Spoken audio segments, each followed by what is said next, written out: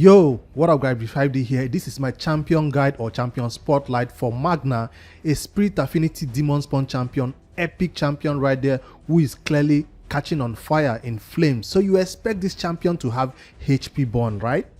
No, you're wrong. This champion from his skills right here has a lot of synergy with HP burn, but he does not bring any HP burn to this battle. That is not the role that he performs in your teams in Raid Shadow Legends at least. So why did I finally build this champion after a while? It's not a new champion on my roster. It's an epic champion that has been sitting there for a long time.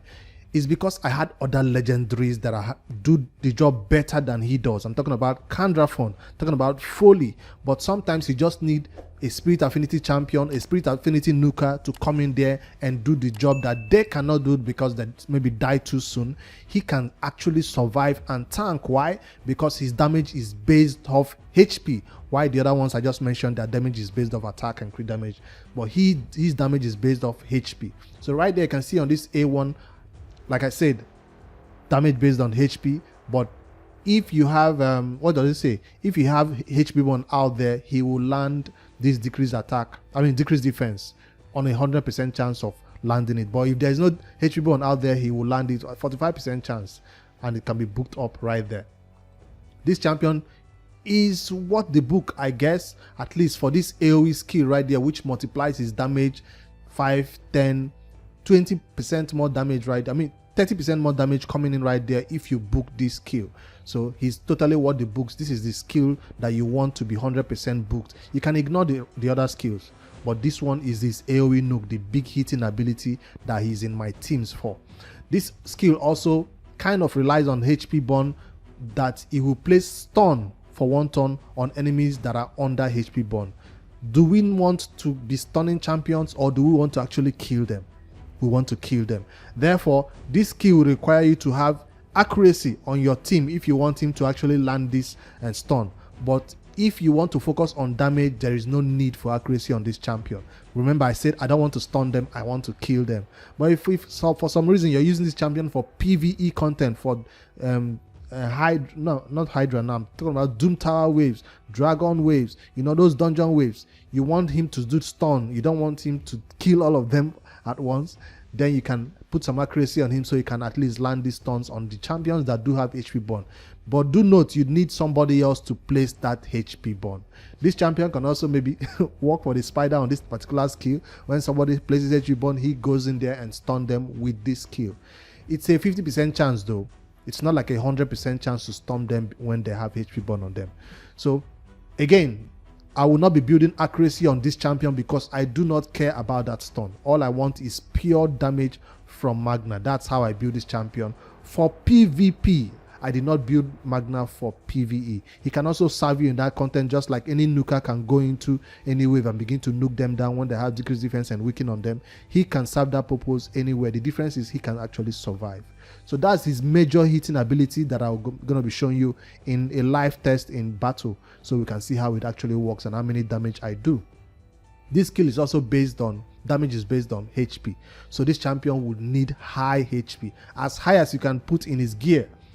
On the A3 right there, he attacks one enemy, applies a debuff spread. Again, if you don't have accuracy on this champion, this will not do anything. He will not spread debuff to any other of the enemies. So he cannot even spread fear through fear, provoke sleep. So what will he be spreading? Decrease defense and weaken? Decrease attack maybe?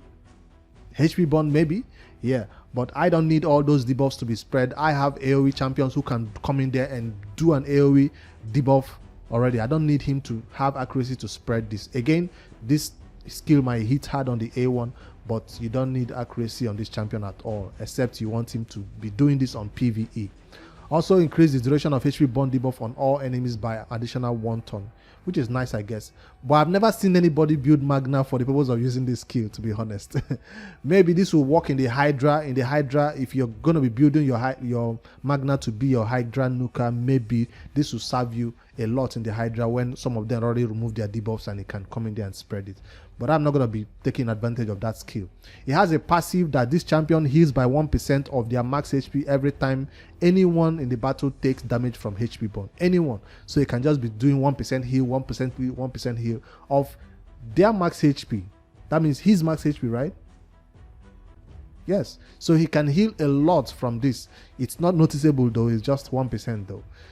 Alright, on his aura right there, he increased defense in Doom Tower battles by 30%. For a champion whose damage is based on HP, you expect him to have an HP aura, but no, they need somebody else to do his HP aura for him, and he is coming into the battle with 30% aura in Doom Tower only. It's not, he can't be your lead in other dungeons. Now for blessings, you have several ways to go. The blessing that cruelty and all that. I went this way because of this 30k HP straight right there. But if you wanted to go towards commanding presence, it's also a viable one. Chainbreaker is a viable one for this champion also. But I wanted that pure HP percentage stats, so that's also an option right there. Cruelty, but I didn't want this attack. Cruelty is a good one because of this ignore. Extra. What do you call it? Decrease defense on the target. Decrease the target defense by 1% on long battles.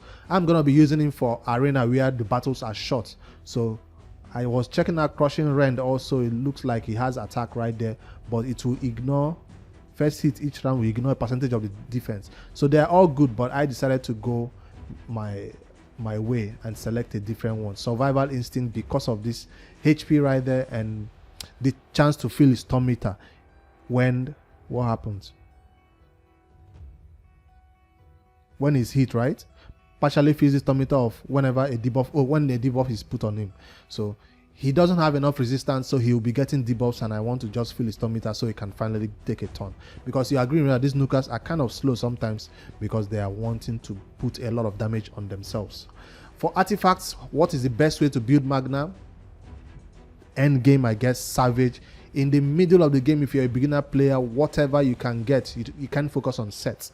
That's just the truth. But the set that I think will work best for you as an early game player for Raid Shadow Legends who just got Magnarr is this one that you can obtain from the Faction Wars. Let me scroll to it. Resilience. Why am I scrolling to Resilience? Because he has high HP right here that Magnarr can use to survive. So if you can find some good gear right here in the Resilience set, that 10% HP on 2 sets, it will serve you well. I'm talking about this for early game because at that early game you don't have good immortal sets. So immortal sets might be a good one also for Magnarr because of, remember, his damage is based on HP. Where is immortal? Let me just scroll to it right there. So this will stack up his HP 15% right here, and for every 2 sets, so you have a lot of HP on him, and you can squeeze in a crit damage glove right there, crit damage amulet, and he will go to town. With high HP, high crit damage, you do well. So those are the sets that I think will be good for Magnarr in the early game. Now for end game, lethal all the way, that's the one a lot of people are using that I've checked out, and everybody seems to enjoy lethal, but I don't have a good pair of lethal sets to use on him. If I can find it right here, I don't have anything for lethal, so I've not been farming that particular boss that drops lethal on the Doom Tower, so that's why I put my Magnarr in savage sets. So savage sets will ignore a percentage of the enemy's defense, and it's the best for nukers. Now you see that I don't have good savage set. I'm even rocking a 5-star shield right there because I've been selling HP percentage, or you know, when you check out your savage sets, you want to see crit rate, crit damage, attack stats. I did not remember that one day I'll need high HP stats on a savage set. So if you see those savage sets that roll triple HP, double HP, and 1 crit rate, you might want to hold on to it because Magnarr might benefit from it one day, or any other champion that relies on HP as their nuking ability, not just attack and crit rate and crit damage all the time that you keep. So I'm running out of gear. To build this champion, I did not need to steal gear from anybody. When I say I'm running out of gear, I mean all my best savage sets are already on my big nukers in the arena. I'm talking about Kandarphone, Foley, Biggin, Hondig. They all have my good savage sets. So what you're seeing right here on Magnarr is not my best one. Remember, he's an epic champion, and I wanted to give him good artifacts, but I didn't want to steal from my already existing champion. So I'm not trying to build game breaking and stats right here to impress you. I'm just showing you a reality. This is the real build right here. So I try to put HP percentage on the chest. Let me show you the gear stats. HP percentage on the chest, crit damage on the glove, crit damage on the amulet. Those are the 3 most important stats for a nuker like this. And of course, I try to squeeze in HP and speed everywhere. Crit rate on right there, HP right there. This doesn't have any HP, that's a bad one, but it does have crit 18% that helped me. This has some HP and crit again, HP and a little bit of HP. So almost every set right there had HP. And if you check out the glove, I did not put accuracy right here. Most people who need him to have accuracy will put accuracy right there, but I did not build accuracy on this champion, and I'm kind of low on HP right this way. I try to get his speed a little bit high. And for the ring, this is a bad ring. I need a triple roll of HP. I don't have any better one right here. Maybe I've been selling too many stuff, so I'll look for one that has triple roll on HP and maybe double roll and use on him. That will give him more better stats on the ring. So my total stats that I have on this champion is 187 speed. A nuker can be 160, can be 170, but I didn't want him to be so slow that he gets hit twice and dies. So I want him to, after he gets hit, he can then take his turn. I don't want it to go to 150, 160 and be too slow. So that's why the speed is right there. Check out that HP. That's the most impressive part of this champion. Remember, my Great Hall is fully maxed. That's why I'm also boosting right there. With the blessing adding 3000 HP also for me. So right there, 82k HP is something you find on champions like Vogot, on champions like what do you call it now, this champion, or Soga the War Caller. So that's the type of champion you expect to have high amount of HP. You don't expect a Magnarr to have high amount of HP, but he does, and he needs it to survive at least that first hit, so he can also retaliate and then go in there and do his own damage right back at them. You don't need attack on this champion. He's not going to benefit anything from attack, but if you can squeeze in some defense to keep him alive, do so. I tried to reach 3k, but I wasn't successful. 100% or 104, I'm kind of above the crit rate mark right there, but check out my crit damage is kind of low. Now if I bring down my HP to about 70k to about 65k, my crit damage might be 260k, I mean 260% crit damage, or 270. But because I wanted that HP to be high enough for him to survive, that's why my crit damage is at 221 or so. I did not focus resistance or accuracy on this champion. This just happened naturally in my substats. So that's my stats for Magnarr. Let's head over to the masteries and show you what I selected on this champion. I think the most important mastery on this champion out of everything that you'll find here besides crit rate and crit damage, let me see, I feel like this one is kind of important, especially if you're not going to kill all of them once. In case you don't know what to select right there, places a shield buff on this champion for 1 turn. When this champion kills an enemy, the value of the shield is equal to 15% of this champion's max HP.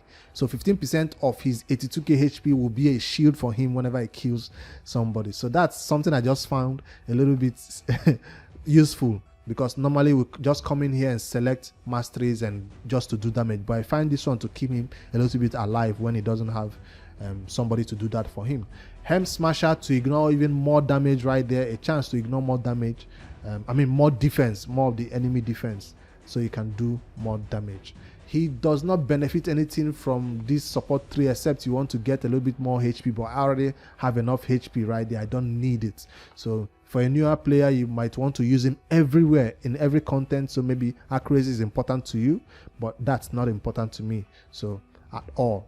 So he doesn't really benefit from the accuracy from the support 3. So that's why most people use him in defense 3. I found this on the LH's website and I found it to be accurate and useful. All right. Now, finally, let's test Magnarr in some content that I've selected. The first place I'm going to be testing them out in is in the dungeon, of course.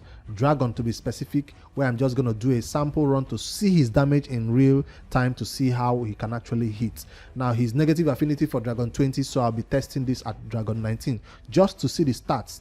That's all I'm interested in. I've put together this simple team to see what we can bring to the battle. I've put in somebody with a HP aura right there to boost his HP even more, I think by 33%. I'm talking about Osoga the War Caller. So whenever there is Magnarr in the team, you want somebody else to be in the lead to maybe boost his HP. That's if you're not trying to go first, at least. Let me go slow speed, decrease defense and weaken. I want to see those damage numbers. I hope I hit over 100k on each of these enemies. Come on. All right, Magnarr, it's your turn. Okay, not yet. And 60k and 95k. I saw 195k right there. So Magnarr can clear the waves. Let's do it again. Reset. I'm doing slow speed so I can see the numbers. The first hit hits a little bit, and the second hit is the main one that hits extremely hard. All right, Magnarr, is your turn. 85k, 80k. That's a good one. So Magnarr can clear the waves repeatedly as long as it's not negative affinity and it doesn't get a bunch of weak hits right there. So that's for Dragon 20. Of course, Dragon 19, he can do the same thing in waves in Dragon 24, 25. That will just require him to do at least maybe hit them twice, not just clear them in one sweep. All right, the best place where I built this champion for wasn't for dungeon content. I just wanted to see the numbers right there in a battle. Now, the best place I built this champion for was for the arena. That's just the truth. I didn't build him for Doom Tower or anywhere. That's why I did not focus on accuracy, because I needed him to be as part of the champions I can select when I want to go into battle. I'm talking about my third team that is a tanky team, sort of. I used to use Candraphone as my third nuker right there in this type of team. So when people see this team, they're like, can I really kill them? If I don't kill them in the first go, I'm dead. Because they know that's for sure. If you can kill this team in your first go, what's her name? Mitrala will cleanse everything you've done, and then Magnarr will get back at you. So that's what I'm trying to set up right here, to make people see that you could try this battle. You could possibly win. You don't know how big my shield is on my Brogni. I don't have a shield on my Brogni, but people expect Brogni to have a shield and they know that they cannot debuff Mitrala. She will always cleanse, she will always resist everything, and then you're done for. The person that might die in this team is probably, what's his name? What's her name? Osoga, because of she's the one who is tanking all the hits from all these other allies, and then she might go down, but then my Magnarr has the ability to retaliate. That's the whole purpose why I built him, and I wanted to show him off in this video for you guys to see. Now let's take him into PvP. Now defense is not the only place he performs fine. You can also use this champion as an offense against an offense team. Let's just try this. This is all magic affinity champions. I'm trying to go for a more, I don't know, will that, okay, it looks like I'm gonna survive this one. Now let's see if we can actually survive hits, right? I made a big noise about how we can survive and all that and cleanse. Let's see if we can actually survive against a team like this. If we die, we die, because the whole purpose is, what if you don't go first? A Magnarr should be able to survive. But then, what's her name? Thunder can be hit through anything, depending on how you build her. So even with our 80k HP, we might still be nuked down here. Let's see. They go first, of course. My Mitrala is an extra. We survived it, but we were stunned and we cleansed. That's it. Exactly what I wanted to show. You come in, do everything you want to do, but we survived it. Now, what am I going to do? She is the champion that is doing decreased defense for me, but if this, what's his name now? Molly Tankard might boost her turn meter if I do that, so I'd rather do some survivor right there, so Molly doesn't boost anything. Now the big nuke, let me see how he's gonna do without decreased defense out there. Can he take down somebody? Woo! That was nice to watch. Nice to watch. I didn't really see the damage numbers, but it was nice to watch. We almost had them. Without decreased defense, you can still take down enemies. And I'm glad my Candraphone does that. Goes into the battle and wins without decreased defense. And I'm glad my new champion can also do that now. See, another team again that can maybe go first before us and then we can survive. But no, they'll put our skills on cooldown. So the alternate way I can go about this is on a first team like this. We must not always go second. We might sometimes go first. Recently used and Magnarr. Let's go. So it's not always a go second team. You can also use Magnarr in a go first team like this as your offense champion. But I built him as somebody to survive that first hit at least and then retaliate and go second. All right, that's the second battle I'm going to be showing, and that's how I built my Magnarr, and that's what I'm going to be using him for. 2 places like this. People are saying he's good in the Hydra. For a champion who can be as tanky as he is and survive hits, yes, I agree. This champion will totally be fine in the Hydra. 69k and so on. So that's my Magnarr build. I'm not going to be using this champion though in the Hydra. I rather prefer Husk and Royal Guard. Those are the 2 champions that I prefer to use in the Hydra, and HP Born all the way, and a bunch of Survivor, Ninja. So I do have options, but if you don't have options, Magnarr serves that purpose in the Hydra. Even in Doom Tower, hard waves where are kind of difficult, or your exclusive champions, my Big Gun, my Folio might die. My Candrafon does survive Doom Tower hard waves, but my Magnarr can even survive more than a Candrafon, I feel, especially when it's against affinity. Let me know what you think about this, my Magnarr showcase. That's where I intend to use him in battles that I feel like is different affinity than my Foley or Bigon or Candrafon. That's where I intend to bring him in, and also in defense battles in the 3v3 arena, so I can finally get out of silver. All right, guys. Hit that like button if this video helps you build your Magnarr. I'm open to your suggestions and different ways you build your Magnarr besides Savage. I'm interested. Let me know in the comments. I'll see you guys in the next one.